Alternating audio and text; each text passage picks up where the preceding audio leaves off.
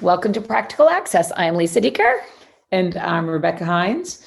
And today we will be answering a question at the opposite end of where we usually are. We'll be talking about the little kids. Lisa, what's the question? Well, before we start, I have to tell you the funniest thing. Quick laugh. You're going to, one of my kindergarten friends said her biggest problem is the kids are keeping their boogers inside their mask. I was like, that was more information than I needed. So with that was more information than I needed. Here we go. My name is Tanya Wilder. The grade is pre-K and the content is social emotional learning. And my question is, how can teachers target social emotional learning skills throughout the day in early learners? All day long, we want them not to have those boogers in their mask. Lisa. Sorry. But yeah, I mean, I think it starts with the beginning of the day. And I'm going to just start really quickly with really, really simple. Put a goal on the board, put it in words, put it in picture, because we shouldn't just assume because they're little, they can't read, something like please or raise hand or be nice to your friends or whatever bothered you from the day before. That's always my given social skill for the day. As you're driving home at night and you're going 80 miles an hour and you're like, oh, and the speed limit's 40. What is it that made you hit that accelerator so hard? And so if it's, that the kids were whiny, then the goal tomorrow is that nobody whines. And so keep thinking about making it super simple. But I think for really little kids, it's one skill, it's all day long, and it's reinforced over and over and over again. That's where I'd start. Well, I agree. Repetition matters. Planning matters with little kids. So this idea of plan, do, review as your daily pattern. So in the morning, social emotional wise. And again, if you're working online, it's different because now you don't have that same sit on the carpet together feel, and recreating that can be tricky. So let's think about which elements we can recreate. And I think a lot of teachers are doing this, but if you're not yet, let's consider, do we have the big calendar on the wall behind us while we're projecting ourselves as we always did in the classroom? Do we have those things that look and feel familiar? Now, if there's pre-K, they may have never been in a public school classroom yet. Am I playing some music behind me that sets the stage for the day?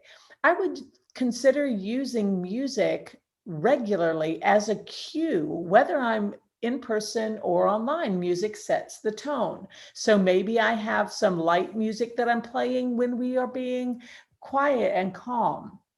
Maybe I cue something in the background that's a little faster paced when we're thinking. And I explain to the students what these kind of cues mean. So we meet in the morning, we plan our day. As Lisa said, we focus on one specific skill, and we do the same thing with the social emotional. Today, let's work on noticing when our friends are happy, noticing when, whatever the one thing we're going to notice.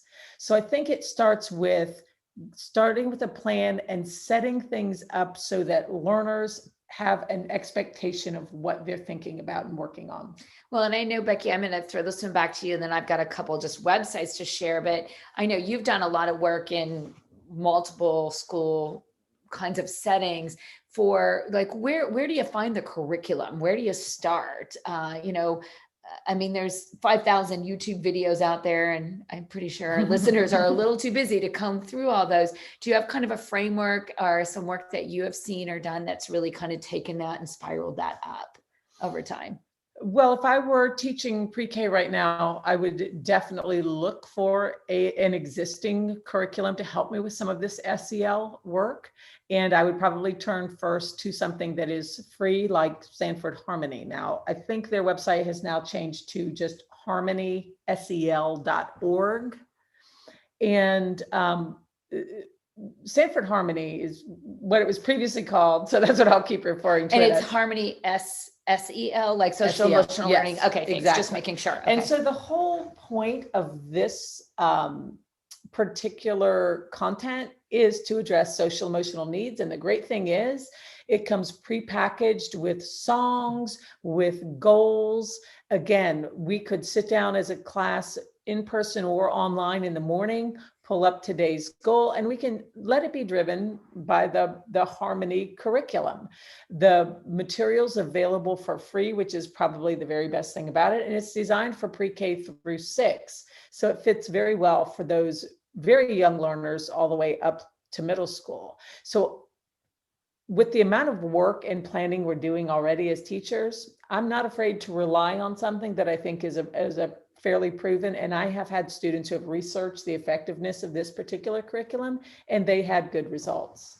Yeah, and it's interesting because there's so much out there. We've got pbis.org that has great resources. We've got, conscious discipline, restorative justice. There's a lot of wonderful tools out there. And one that I really like to look at as an anchor is the Wonder Grove kids.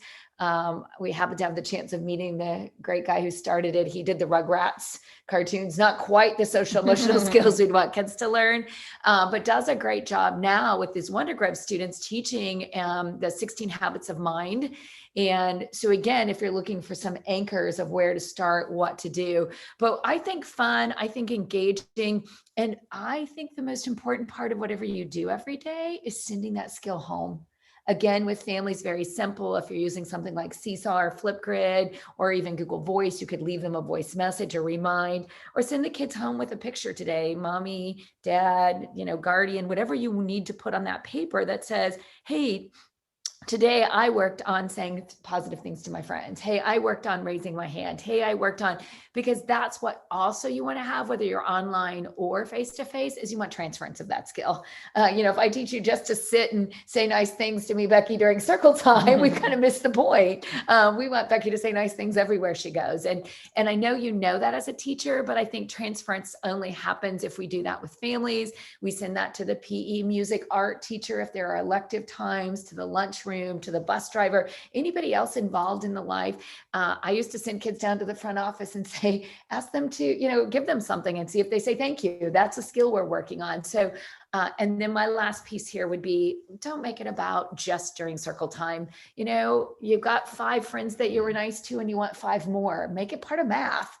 Read a story about being nice. If nice is the theme for the day, everything needs to be about nice. It's really nice when you line up right. It's really nice when you go into the lunchroom to tell the ladies thank you for the food that you have. Whatever it is, make it that it's not just about one part of the day. But again, it's not only all day, but it's reminding over and over and over again. I think that's a good reminder for all of us. Be nice all day.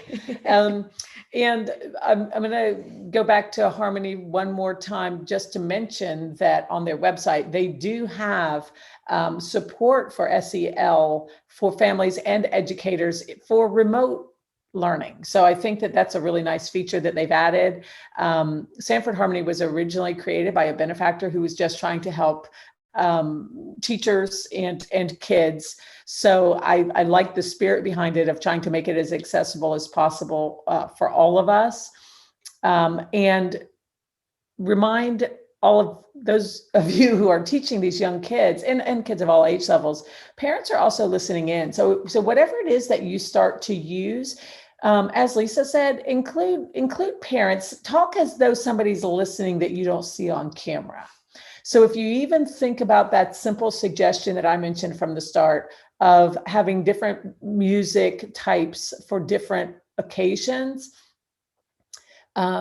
let parents and siblings and everyone else start to realize how that works too. Because if they've got a little brother and they're trying to get that kid to calm down and they play a soothing song that sounds like school, that might cue the child to calm down. So I think this is an opportunity, while some kids are still working from home, to continue to share skills that can be used across settings. Yeah, and I don't know about you, Becky, but in every night class or any class I'm teaching online, there's always, if I show something engaging, some little child pops up on the screen and I have to say, PG-13, so again, do know that people are listening and you just don't know in those remote environments. But I even think that's a nice invite too. And I know, Becky, you've done a lot of work with some local schools where they invite parents on a regular basis to listen in and to watch. So again, I don't think we can ever partner enough with families. So thanks for the great question. We look forward to more questions on our Facebook site or on our Twitter at Access Practical, or you can leave us a Google voicemail at 407-900-9305.